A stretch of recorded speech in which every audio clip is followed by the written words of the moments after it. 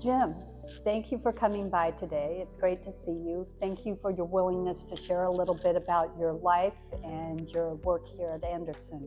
We're thrilled to have you. Hi Karen, great to be here. Tell us a little bit about yourself, your family, the hobbies you enjoy, and if you would, tell us about the journey that brought you here to Andersen. Okay. So yeah, I'm the youngest of 6 children.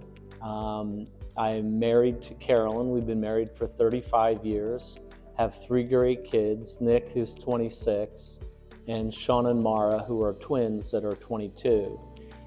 My educational background, I have a Bachelor's of Science in Finance and a Master's degree in Business with a focus on marketing and general management.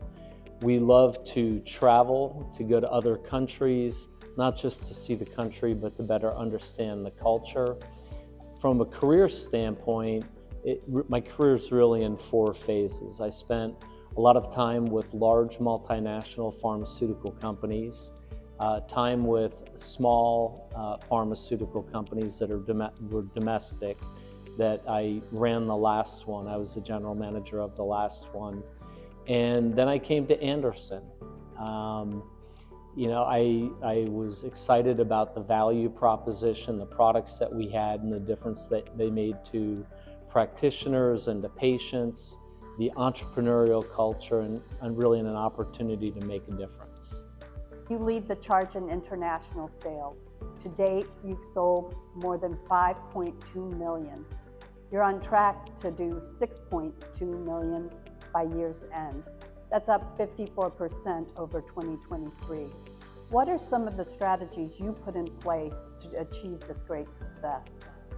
Well, the first thing we did was formalize agreements with customers that we had around the world to more effectively and efficiently work with them.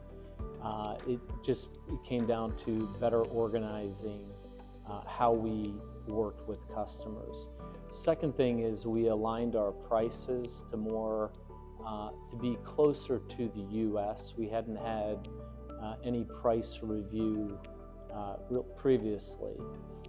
The next thing that we did is that we sought out new partners.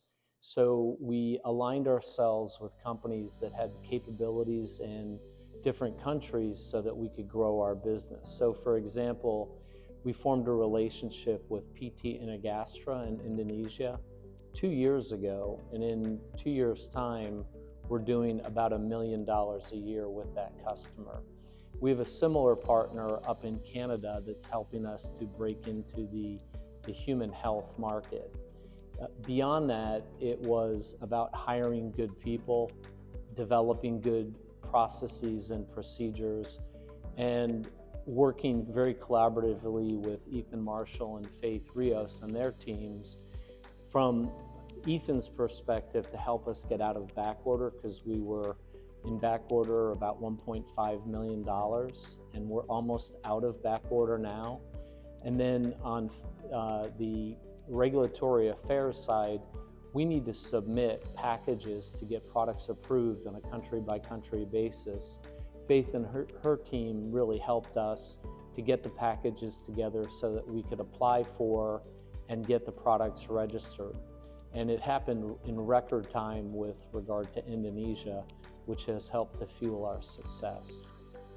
You were promoted last year to Vice President of Sales, Marketing, and Customer Service. Congratulations. We're so happy for you and thrilled to be under your leadership. Tell us a little bit about your vision and what you hope to accomplish in the next year and beyond.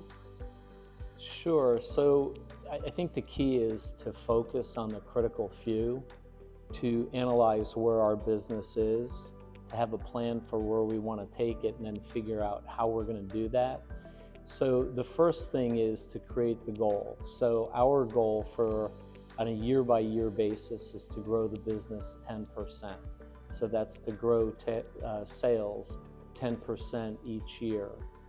How we're going to do that is in the US and Canada to protect our veterinary business and to grow where we can.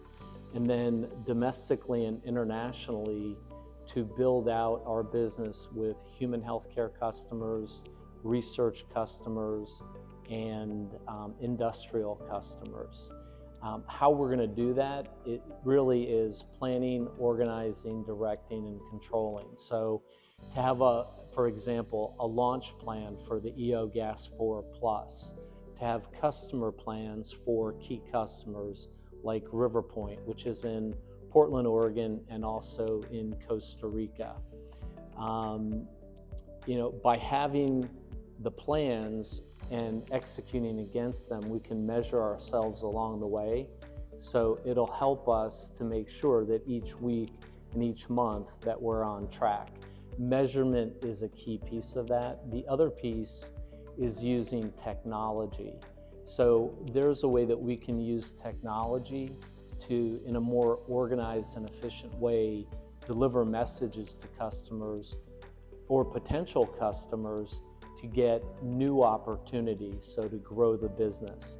And we're working very closely with you, Karen, to implement that strategy. But it really comes down to focus, analysis, planning, executing, measuring, and making sure that we're on track.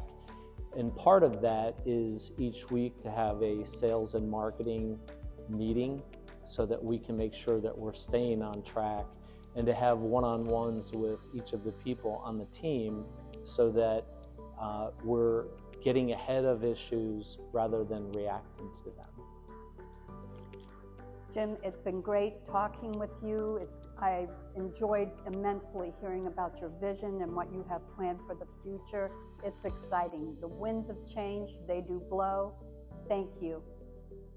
Well, great. And I would ask anybody watching this video, business is a team sport.